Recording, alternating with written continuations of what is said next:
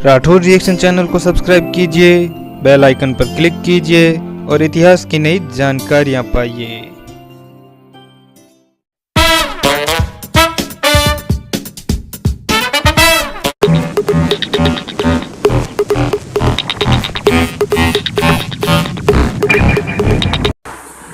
जय मां भवानी।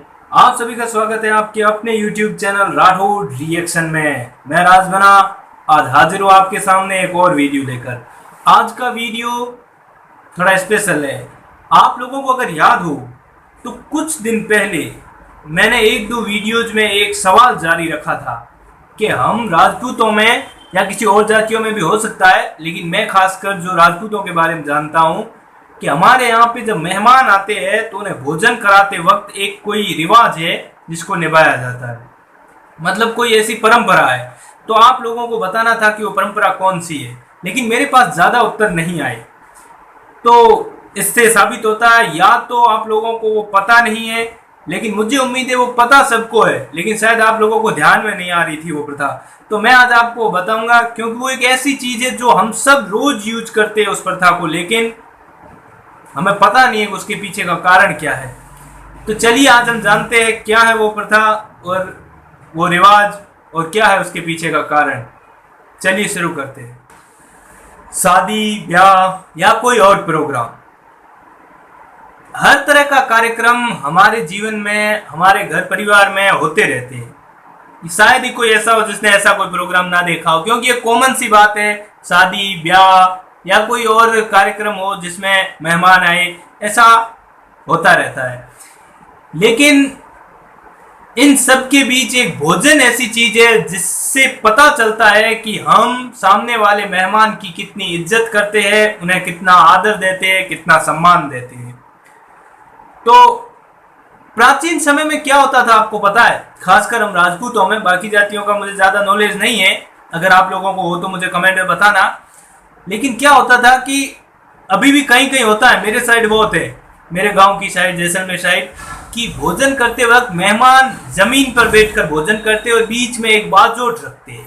बाजोट एक चौक की लकड़ी की यूं होती है, अच्छे से कारीगराई की बनाई हुई होती है, उसके 4 पाए होते हैं, हाइट बहुत कम होती है, तो बैठ के आदमी आराम से सामने से भोजन कर सके, मतलब एक छोटी कम हाइट की टेबल टाइप। उस बाजोट के ऊपर भोजन लाया जाता था और मेहमान भोजन करते थे। लेकिन पाश्चात्य संस्कृति, मतलब पाश्चात्य संस्कृति जो अंग्रेजों वाली, उसका इतना प्रभाव हम पर आ गया है कि आजकल वो सारे रीति रिवाज कहीं गायब हो गए। अब आजकल एक वो खड़े होके खाना खाने वाला सिस्टम शुरू हो गया, जिसे कहीं मारवाड़ी में खड़ो खाणो या बम्पर सिस्टम कुछ ऐसा कहते हैं, भाई मुझे सही नॉलेज नाम नहीं है इसका क्या है, लेकिन जो भी ये भोजन होता है मुझे ये सबसे घटिया चीज लगती है। मेहमान जिसकी इज्जत हमारी नजर में कहाँ है, और आज उसको हम लाइन में प्लेट लेके खड़ा कर देते हैं। एक भिखारी की तरह आदमी प्लेट लेके खड़ा है, ये अच्छा लगता है क्या? मैं इस चीज के बिल्कुल खिलाफ हूं, लेकिन लोग अपनी जिम्मेदारियों से बचने के लिए, क्योंकि बैठ के अगर कोई भोजन कर रहा होता है तो उसके पास में खड़ा रहना पड़ता है, उससे जो भी उसे चीज चाहिए वो हाथों हाथ ला के देनी पड़ती है, लेकिन उसमें कुछ नहीं करना पड़ता है। भोजन लगा देंगे, आदमी आएंगे लाइन बना के अपना अपना भोजन लेंगे और ग्रहण करेंगे। ये सही है क्या? लेकिन आजकल के मेहमानों को भी इस चीज की आदत पड़ गई है। क्यों पड़ गई? क्योंकि वो खुद भी इसी संस्कृति में ढल रहे हैं, जो कि सही नहीं है। लेकिन उसी आदमी को किसी दिन आप बिठा के बाजोट के बीच में बाजोट रख के उसके ऊपर भोजन करवाइए, पास में खड़े रहिए, हर चीज उनके पास पेश रखिए, उन्हें जो चाहिए वो सामान ला के दीजिए, खाने की, सब्जी की, जो भी उन्हें चाहिए ला के दीजिए। फिर देखना जब वो भोजन करके उठेंगे ना, तो उनके हृदय में आपके लिए कोई अलग ही सम्मान होगा कि इस लड़के ने, इस आदमी ने मेरी कितनी इज्जत की, कितना सम्मान दिया, क्योंकि ये संस्कृति बनी ही इसीलिए थी। तो मैं ये सब बातें क्यों कर रहा हूं आपको पता है? क्योंकि हमारा जो टॉपिक है वो इसी से रिलेटेड है। ये टॉपिक वही लोग समझ सकते हैं जिनके घर में आज भी मेहमान बाजोट पे बैठ के भोजन करते हैं, या उन्हें वो आदमी खड़ा होके पास में भोजन करवाता है। तो आइए आज हम इसके बारे में बात करते हैं। असल में क्या होता है, वैसे शादी ब्याह में तो ज्यादा मेहमान आते हैं, उस चीज की हम नहीं बात करेंगे, समझ में नहीं बैठेगा। एक अलग से बात करते हैं। आपके घर में कोई मेहमान आ गया, एक या दो, अब मेहमान आ गए, अब उन्हें भोजन की तैयारियां शुरू हुई। आप गए, एक बाजोट लाके उनके सामने रखा। नॉर्मली राजदूतों में एक चीज है ही ड्रिंक करना, तो भाई तो जो भी ड्रिंक विरिंक जो भी कर रहे हैं उन्होंने किया। जब आप भोजन लेके आएंगे ना, तो भोजन उनके सामने रखेंगे, तो आप याद रखना वो अकेले भोजन नहीं खाएंगे, चाहे वो 2 जने क्यों ना हो मेहमान, वो परिवार के एक सदस्य को साथ में जरूर बिठाएंगे। क्या वजह है? आपने कई बार भोजन साथ में बैठ के किया भी होगा, लेकिन आप लोगों को पता नहीं है कि क्यों बिठाते हैं। नहीं उनको है जो कहते हैं कि साथ बैठ के भोजन करो, उन्हें भी नहीं पता है वो क्यों बिठाते हैं। बस जो चल रहा है वही रीति चलाए जा रहे हैं।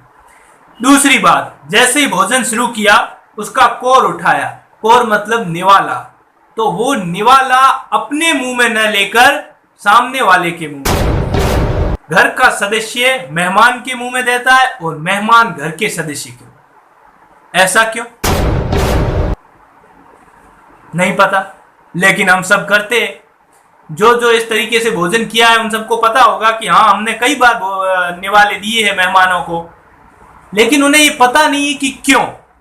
करीब 4-5 या कुछ भी अपनी इच्छा अनुसार निवाले देने के बाद वो स्वयं भोजन खुद का ही खुद के निवालों से करना शुरू करते हैं। लेकिन ये जो पहले निवालों की प्रक्रिया थी, इससे क्या होता है, क्या साबित होता है? इससे हमारे दिमाग में सिर्फ एक ही बात आती है, और वैसे भी आसपास से कहीं सुना है, तो यही वजह है कि हम मेहमान का सम्मान करते हैं। लेकिन ये निवाला देने से सम्मान, कभी सोचा नहीं इस बारे में, क्योंकि हमें जवाब मिल गया कि सम्मान देने के लिए, तो शायद हम लोगों ने यही सोचा हो सकता है कि मेहमान को सम्मान देने के लिए उन्हें निवाले दिए जाए। लेकिन इसके पीछे का लॉजिक कुछ और है, चलिए वही जानते हैं। शुरुआत में क्या होता था, प्राचीन समय में राजा महाराजा बहुत ही वीर और ताकतवर हुआ करते थे। जैसे कि आप जानते ही हो, राजपूत तो एक राजपूत ही ऐसी कौम थी जिससे मुगल वगैरह वो सब डरते थे, उन्हें हरा नहीं पाते थे। दिल्ली में अगर मुगल सम्राट है तो छोटे मोटे राज्यों में राजपूत है, फिर भी मुगलों के लिए सबसे बड़ी परेशानी वो राजपूत ही होते थे, क्योंकि वो कभी भी उन्हें हरा नहीं पाते थे। इसलिए उन्होंने एक तरकीब निकाली कि सीधे युद्ध से वो कभी नहीं हारेंगे, इसलिए उन्हें चाल से हराना शुरू किया, और उन्होंने अपनाई एक बहुत ही गंदी और घटिया चाल। मुगलों को पता था कि राजपूत अपनों पे बहुत ज्यादा विश्वास करते हैं, तो उन्होंने यही रास्ता अपनाया। उन्होंने राजपूतों के अपनों को, कोई भी उनके रिश्तेदार हो, उन्हें पैसे का लालच या किसी और डर से, चाहे किसी भी तरीके से अपने साथ मिला लिया और उन्हें राजपूतों को मारने की बात कह दी। तो कई गद्दार थे जो उनसे मिल गए, तो राजपूत क्या किसी कारणवश से कहीं आते जाते उन अपने रिश्तेदारों के यहाँ रुकते और वहाँ भोजन करते। उस समय वो लोग उसके अंदर, भोजन के अंदर जहर मिला देते थे, इससे वो राजपूत मर जाता था।